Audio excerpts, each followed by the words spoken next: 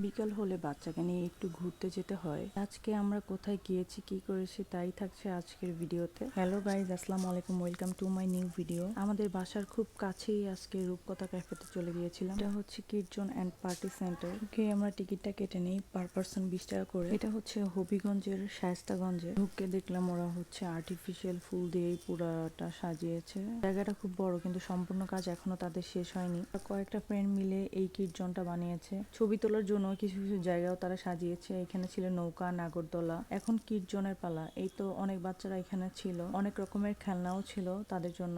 বাচ্চারা এরকম একটা জায়গা পেলে তো কোনো কথাই নেই।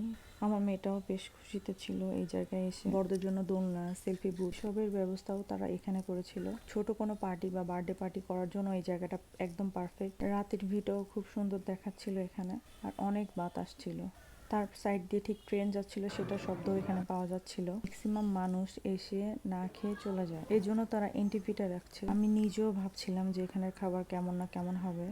তারপর আমার হাজব্যান্ডের কথায় আমি এখান থেকে চাউমিন আর হচ্ছে চিকেন স্যান্ডউইচটা অর্ডার দিই। কথা বলতে বলতে আমাদের খাবারটাও চলে এসেছে, chicken chow mein and chicken sandwich. তো চিকেন চাউমিনটা আমার অনেক ভালো লাগছে, আর স্যান্ডউইচটা ছিল আসার জন্য।